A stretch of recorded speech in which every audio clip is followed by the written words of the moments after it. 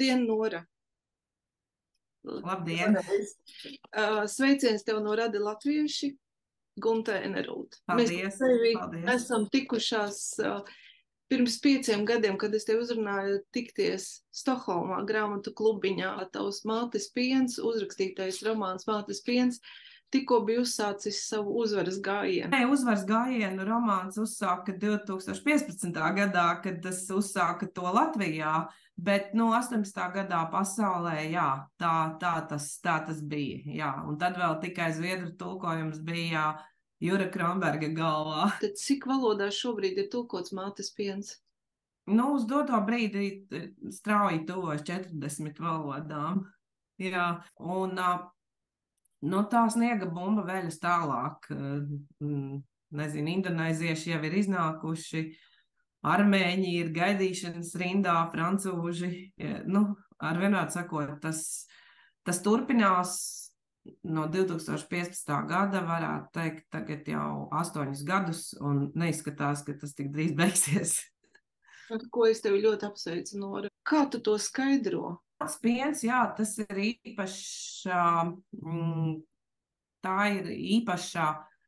tas ir īpašs stāsts, un savā ziņā, jā, es esmu izredzēta kā autori, kā rakstniece, ka es kaut ko tādu piedzīvoju, bet, ja man, teiksim, kāds rakstnieks pajautātu, kas ir tas backstage, teiksim, tās aizkulises visam šim garajam stāstam, es nezinu, varbūt viņš gribētu ar mani mainīties vietām, varbūt negribētu, bet par to arī nav tagad jādiskutē. Galvenais ir tas, ka tā grāmata ir uzrunājusi tūkstošiem cilvēkus visā pasaulē, un turpina uzrunāt, un tagad jau arī filmas formātā, un ne jau tikai tā, arī tā cilvēciskā stāsta dēļ, kas ir mātes meitas un mātes attiecības, vesela reģiona vēstures dēļ, kas mums tepat vien ir, visa tā vēsture tepat blakus mums vien ir ar Ukrainas karu, nekur jau viņa nav aizgājusi. Un, protams, ir bieži dīvaini, kā man tas bija, piemēram, Zviedru lielajā literatūras šovā Beibula, kur es piedalījos pavasarī. Diezgan dīvaini ir simtiem zviedru, kuriem tā grāmata ir kļuvusi ļoti mīļa, lasīta grāmatu klubos un apspriesta un recenzēta visās iespējamos veidos. Ir diezgan grūti saprast, ka pusgadsimtu cilvēkiem šī tēma vispār nav eksistējusi. Un tagad, kad Zviedrijā ir cīnās par savu iekļūšanu NATO, un kad Putins ir nokļuvis tuvāk arī Zviedriem, kā jau kad, tad pēkšņi ir šī atklāsme par to, ka jā, tiešām tas taču tā notika, bet tas jau nenotika tikai ar mani, tas notika ar visu Austrumu Eiropu, un tas notika ar katru no cilvēkiem, un katram no cilvēkiem ir šāds mātes piens aiz muguras. Tikai, es stāstot šo dziļi personisko stāstu, kopā izstāstīju arī vispār cilvēcisku un vispār vēsturisku stāstu. Un, ir tāds labs vārds angļu valodā duty. Un es bieži ar šo grāmatu jutos kā duty first, self second. Vispirms pienākums un tad es pati. Un tagad es beidzot jūtos kā es pati, un tad pienākums. Un tad pienākums stāstīt šo stāstu, no kuras neesmu atteikusies, un to es turpinu darīt, un braukšu arī 10. oktobrī kopā ar Ināru Kolmani, kad būs filmas pirmizrāde Stokholmā. Man ir jautājums par mātes pienā, un tā ir tā izvēle dzīvot, teiksim, saskaņā ar sevi, saviem principiem, un tomēr brīvību totalitārā režīmā. Un mātes pienā, vai viņa bija varone? Atmiņā palicis pasākums Lidijas Lasmanas-Daroņinas grāmatas atvēršana, ko ir pierakstījusi Inga Ābele Sārnadas Baptistu baznīcā. Un es domāju, ka tādi cilvēki kā Lidija Lasmana-Deroņina, tādi cilvēki kā Sandrs Rīga, tādi cilvēki kā mana māte, viņi bija tā laika īstie varoņi, jo viņi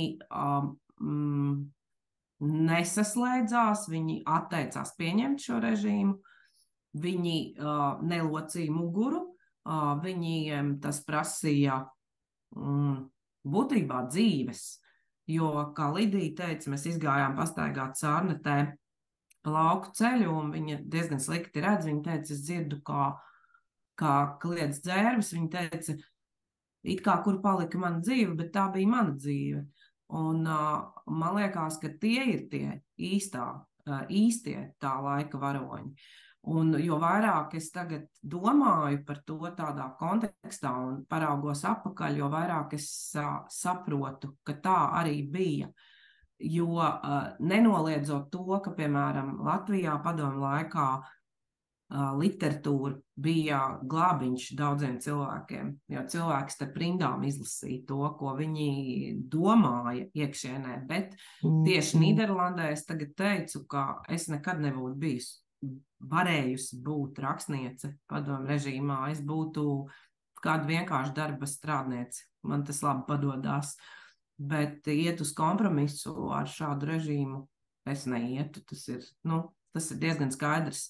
Tik daudz, cik tas bija skolā, protams, lai pabeigtu skolu, bet jau vidusskolā sākās šīs problēmas. Un paldies Dievam, ka laiks iegriezās tā, ka mēs atguvām neatkarību. Tie jautājumi aizvien vairāk tagad izgaismojas. Tātad, cik vērta ir tava pārliecība, cik vērta ir tava brīvā griba izvēlēties. Protams, cilvēkam ir tikai viena dzīve, un nevienā dārzā tu nemet akmeņus. Mēs, tie, kas esam no turienes, bijuši tajā laikā, ka mums ir zīmogs. Ko tu atbildētu uz to? Ka mēs esam apzīmogoti. Es teikšu tā, ka katrai sabiedrībai ir savs zīmogs, un katra sabiedrība to savu zīmoga smagmi izjūt visneiedomājamākās formās un brīžos, un pēc tam ir tādi, kā teikt, pārsteigti, ka kaut kas tāds notiek, ka viņu labi situētajā, ekonomiski labi situētajā miera laika sabiedrībā, mēs, piemēram, sekojam tagad tam, kas notiek Zviedrijā. Mēs vismaz zinām savu zīmogu, mēs to apzināmies. Un tas jau nav zīmogs, kuru mēs izvēlējāmies. Mēs piedzimām tādā laikā, tādā vietā. Paldies Dievam, ka mūsu ģimeņu un dzimtu spēks bija tik liels, lai mēs saprastu, ka tas, kas notiek, nav īstā realitāte. Mēs palikām pie skaidra saprāta, zinot to, ka skolā rit viena dzīve, kurā tu tur pārāk daudz neizrunājies, bet mājās omītes un vecvecmāmiņas tev stāsta citu dzīvi par piedzīvoto laiku neatkarīgās Latvijas laikā, par to, ka mēs vispār taču bijām pilnīgi cita valsts ar citu valodu, ar citu demokrātijas sistēmu, ar citu attīstības līmeni. Un man šķiet labi ir tas, ka tā mūsu iepriekšējo paudžu lielākais spēks ir tas, ka viņi mums palīdzēja iznest cauri šo skaidro apziņu, ka tā nav tā īstenība un Dievs dod mums piedzīvot laikus, kad mēs par to varēsim runāt skaļi, jo man liekas, ka viss tas laimīgākais moments ir tas, ka pēc vienalga kādas nospiestības vai sēdēšanas būrī, tu izej ārā, ievelc elpu un saki, mīļie draugi, dažkārt tā notiek tie, kā Bībelē, tie pirmie būs tie pēdējie un tie pēdējie būs tie pirmie.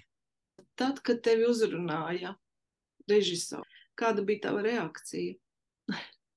Zini, Gunta, bija tā, tas bija tā diezgan sirreāli, jo tas bija 2015. gadā, kad Mātes pienam bija pirmā atvēršana Ikšķilas kultūras tamā manas mammas dzimšanas dienā, 22. oktobrī, Un Ināra Kolmana, kas tolaik vēl filmēja Billi, viņa man pienāca klāt un teica, neatdod tikai nevienam šo romānu, es uztaisīšu filmu. Un tā tas vispār, protams, tur nāca Bille un Billes panākumu un pagāja laiks. Un es domāju, kā arī Ināra tikai to spēja izvilkt cauri tam briesmīgajam pandēmijas laikam un filmēt, pilnīgi nenormālos apstākļos ar visiem pandēmijas ārprātīgajiem ierobežojumiem, autoritīvajiem Latvijā, un tomēr viņi to izdarīja. Vai tu daudz tik iesaistīt filmas veidošanā? Teiksim tā, es vispār neesmu iesaistīta filmas veidošanā, es neesmu ne filmas scenāriste, ne arī, teiksim tā, man, Ināra varbūt paprasīja man kaut kādus mezglu punktus ar Māju Dovēju, es izrunājos, mazā Rūta Kromberga, viņa pat ir, tiešām viņa ir izaugs par brīnišķīgu jaunu aktrisi. Protams, ar Eviju Džonsoni, kas bija tērpa māksliniece, fotogrāfijas un tādas lietas diezgan daudz. Un tad, protams, bija tas brīnišķīgais pasākums, kad mēs filmējāmies pie Brīvības pieminekļa, jo es esmu arī viena seja no masu skatiem beigu epizodē, nolikām ziedus pie Brīvības pieminekļa 75 reizes filmēšanas nolūkos un nodziedājām Daugavas abas malas 75 reizes. Un visi, kas piedalījās, teica, ka viņi ir nolikuši ziedus pie Brīvības pieminekļa visam savam mūžam. Sapratu, ka top autentisks mākslas darbs. Un es arī filmu uztveru kā absolūti autentisku mākslas darbu, kuras milzīga vērtība ir tā, ka tā tik precīzi un tik savā ziņā skarbi un tik tieši parāda šo padomu laika realitāti. Lietuviešu operatori ir veikuši vienkārši unikālu darbu, jo tā filma ir uzņemta īstā kino manierē. Viņi vispār, viņi atgādina laiks par īstu kino. Jese, kuru tēlo neprofesionāla aktrise, Māja Dovēja, Rūta Kromberga, Raimonda Tigula mūzika. Varbūt ir tā, ka, ja cilvēki saka, ka, jā, bet, ja mēs nebūtu lasījuši grāmatu, bet tad pieņemiet šo kā komplektu. Varbūt tas ir jauns žanrs. Izlasiet grāmatu, noskatieties filmu, tad jums būs pilnīgs, kopīgs, tāds, liels ieskats par to, kas tajā laikā notika, gan cilvēciski, gan tīri kā cilvēki dzīvoja. Es runāju par filmu kā par autentisku darbu. Viņā nav nekā uzspēlēt. Viņi ir godīgi, ar milzīgu darbu uzņemta liela spēlfilma. Smagos apstākļos uzņemta spēlfilma. Bet es esmu redzējusi traileri. Un tas, ko es redzu, ir ļoti daudz padomu simbolikas, kaklauti, aģitācijas brigādes ar partiju slavinošiem dzejoļiem. Tas, kas, Gunta, man nāca dabiski, kā uzrakstot šo pirmkārt cilvēcīgo stāstu, es iekļuvu tāda gandrīz vēl, kā teikt, Baltijas politiskā vēstnieka lomā, ka man jāstāsta šis politiskais stāsts. Inārai jau tas uzdevums bija skaidrs, ka viņai filmā jāapvieno divas lietas. Viņai jāpavieno šis cilvēciskais stāsts, bet viņai jāpastāsta arī šis vēsturiskais stāsts. Un varbūt tas uzdevums bija vēl grūtāks nekā man, kas to izdarīja neapzināti. Jo es par to tiešām vispār nedomāju. Es vienkārši rakstīju brīvi savu stāstu, emocionāli ne jau tik brīvi, kaut ko tas prasīja no manīm, bet es nedomāju par šo, kā to tehniski sadabūt kopā. Varbūt tas Inārai bija tas grūtākais uzdevums, bet tajā pašā laikā es domāju, ka tieši tā ir tā filmas vērtība, ka viņai tas ir izdevies un var teikt, jā, ka tur ir daudz, kas mums liekas, kā novelkamā bilde, ka tā tas bija tajā laikā, bet zinot to, cik tālu joprojām tepat blakus Eiropā cilvēki ir no tā stāsta, tad varbūt viņiem vajag, ar āmuru papīri, lai viņi taču saprot, ka tā bija un ka tas nekur nav palicis, ka tepat tā Putina Krievija ir. un mēs visi gaidām, un lūk, tur slepkavo Ukrainā tos cilvēkus, un mēs it kā neko nevaram izdarīt. Nu, tad galu galā, nu, kad tad vēl, ja ne tagad, dabūt pa to pieri un ieraudzīt, nu, tiešām tas notika, un tas turpina notikt, un tad ko mēs ar to darām? Vai mēs turpinām to pasīvu vērot, vai mēs tomēr mazliet iesaistamies, jo tas jau ir jautājums arī par mūsu nākotni. Propagandu un to smadzeņu mazgāšanu, kas notiek šobrīd Krievijā, un tai pašā laikā ir cilvēki, kas domā citādāk. Nu jā, un tur jau ir tas jautājums, Gunta, ka mēs jau visu laiku cīnāmies tādiem maigiem, pūkainiem ieročiem pret propagandu, kas izmanto visu nemitīgi, visbanālākos, visvaiprātīgākos ieročus, arī tīri vizuālos un propagandiski, ja?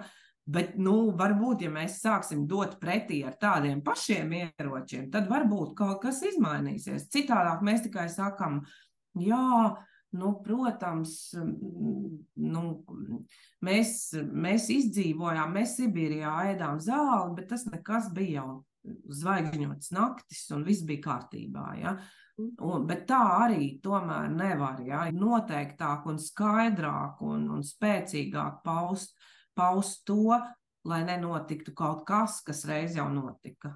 Kas ir pārsteidzošākais, ko tev ir nācies sadzirdēt no filmas skatītājiem? Pārsteidzošākais, Gunta, bija tas, man pašai bija tāds klusēšanas gads, tādu personisku iemeslu dēļ, bet tomēr es uzrakstīju jaunu romānu, bija tas, ka es saņēmu Facebookā šīs vēstules no skatītājiem, kas bija izgājuši klusumā ārā, apsēdušies uz kāpnītēm un rakstīja man, es nezinu, Nora, bet man liekas, tas bija par mani, un ne tajā laikā, bet šajā laikā to nebija viegli noskatīties, bet man tas lika domāt, un man liekas, ka tie ir tie momenti, kad tu saproti patiešām, ka tavam darbam ir jēga, un arī šim lielajam darbam bijusi ļoti liela jēga, un ja tas vēl trāpīs cilvēkiem, kas nav piedzīvojuši šos laikus, nu tad dubultā, bet ja saprata grāmatu, kāpēc lai nesaprastu filmu? Es domāju, liela daļa zviedru, kas skatīsies šo filmu, būs jau lasījuši grāmatu, viņiem arī būs konteksts. Jā, paldies tev, Nora, un būs brīnišķīgi tevi redzēt. Tiekamies Stokholmā jau pēc nedēļas. Jā, tiek.